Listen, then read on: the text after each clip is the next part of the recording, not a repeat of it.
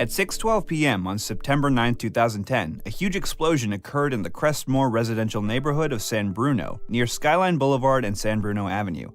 The explosion caused a fire, which quickly engulfed nearby homes. Out of Northern California, a giant fireball there last night just around dinner time.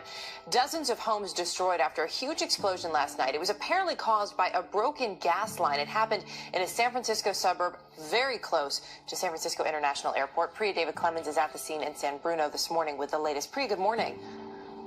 Erica, good morning to you. We're right at the edge of where the fire stopped. I want you to take a look at this devastation behind me. You're going to see burned out cars, the firefighters still working to make sure all the smoldering flames are out completely. We're seeing little pockets of flames still pop up here and there. See, this home has been completely flattened. This is a scene that has been repeated dozens of times throughout this neighborhood. Parts of San Bruno, California were turned into a raging inferno around dinner time Thursday evening. Flames roared some 60 feet into the air as block after block in this residential neighborhood, about 5 miles from San Francisco's airport, were engulfed. Witnesses reported hearing and feeling a large explosion, leading to early speculation that a plane may have gone down. It sounded like a jet, almost like just a giant roar, and then the biggest boom I've ever heard in my life. But it was a high-pressure natural gas line that ruptured, caused the explosion, and then fueled the spectacular blaze. The local utility company, Pacific Gas and Electric, says they will be accountable if it's determined they were at fault. A terrible, terrible tragedy has fallen on our city this afternoon. Our main concern as public officials here, making sure our citizens are safe. The view from the sky revealed a large swath of the neighborhood reduced to embers and ash. More than 50 homes were destroyed and more than 100 damaged. I lost everything. It's gone. It's history. As firefighters fought the blaze from the ground, airplanes swooped in, dropping flame retardant in a desperate attempt to keep the blaze contained. Images we're accustomed to seeing during fires in the forest, not the suburbs. We're asking anyone that is evacuated, get onto the bus. More than 100 people were evacuated to 2 nearby shelters. Longtime resident Bob Pellegrini didn't need anyone telling him to leave. I've never, ever felt heat that intense, ever. Is there any way to describe what you were feeling? It was like hell on earth. It really was. It was like hell on earth. I mean, it was like all you see is 80-foot flames and intense flames. We're hearing that several people have been treated and released for minor injuries. About 8 are at a burn unit in San Francisco being treated in critical condition, and 3 people have lost their lives to this blaze.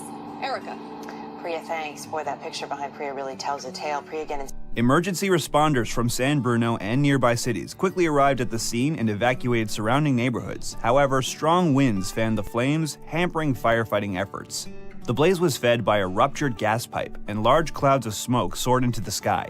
It took approximately 90 minutes to shut off the gas after the explosion.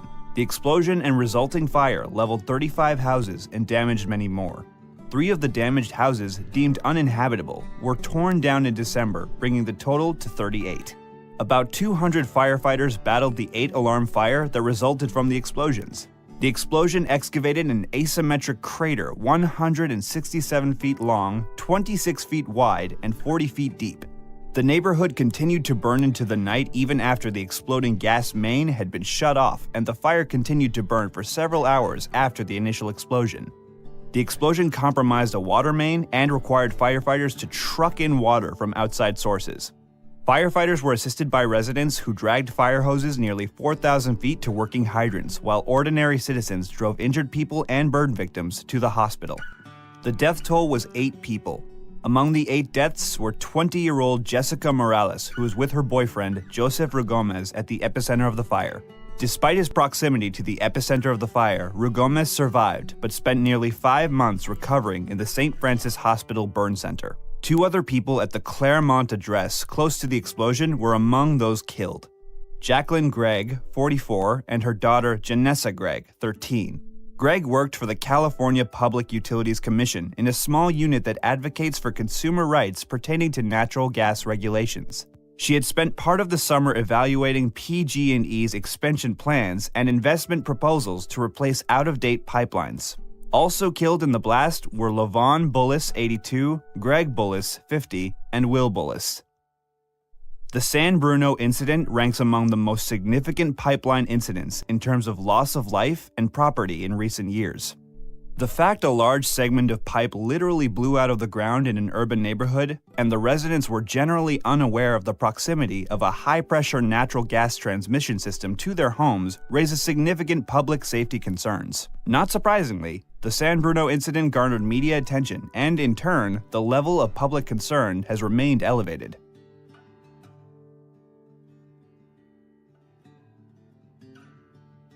PG&E failed to consider the presence of previously identified welded seam cracks as part of its risk assessment, resulted in the selection of an examination method that could not detect welded seam defects. The PG&E Gas Transmission Integrity Management Program was deficient and ineffective. PG&E's public awareness program self-evaluation was ineffective at identifying and correcting deficiencies. The deficiencies identified during this investigation are indicative of an organizational accident. The multiple and recurring deficiencies in PG&E operational practices indicate a systemic problem.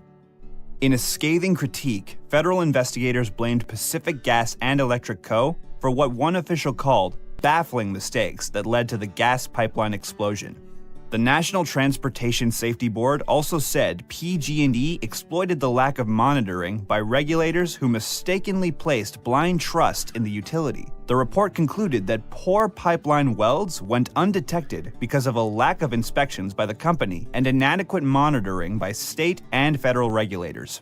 The utility also lacked a workable emergency response plan that board members said could have helped to prevent the devastation in the city of San Bruno. Officials said the explosion was triggered by an electrical problem at a control center about 40 miles from the San Bruno blast site that caused the valves that regulate pipeline pressure to open, allowing more gas into the line.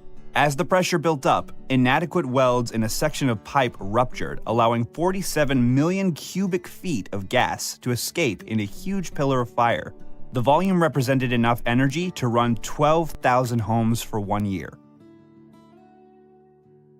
When the utility relocated the pipeline in 1956, the seams running along the length of the pipe were welded only on the outside, a defect that led to the rupture and a problem that officials said could have been easily discovered with visual inspections. The company, which operates the pipeline, also mistakenly listed the pipeline section as seamless in its records, when in fact, it was welded. The NTSB asserted that the poor welding would not have met industry standards at the time, leading the board to conclude that the PG&E ignored or overlooked the defect. The explosion is the story of flawed pipe, flawed inspection, and flawed emergency response. It wasn't a question of if the pipe would fail, but when. Manufacturing and inspection have improved over the years for new pipelines. However, legacy pipelines have been excluded and cannot be considered safe. As you can see, the incident at San Bruno was devastating, but even more devastating is the fact that it was highly preventable if the operator adhered to the integrity management program practices which have been established to ensure the integrity and safety of natural gas pipeline systems.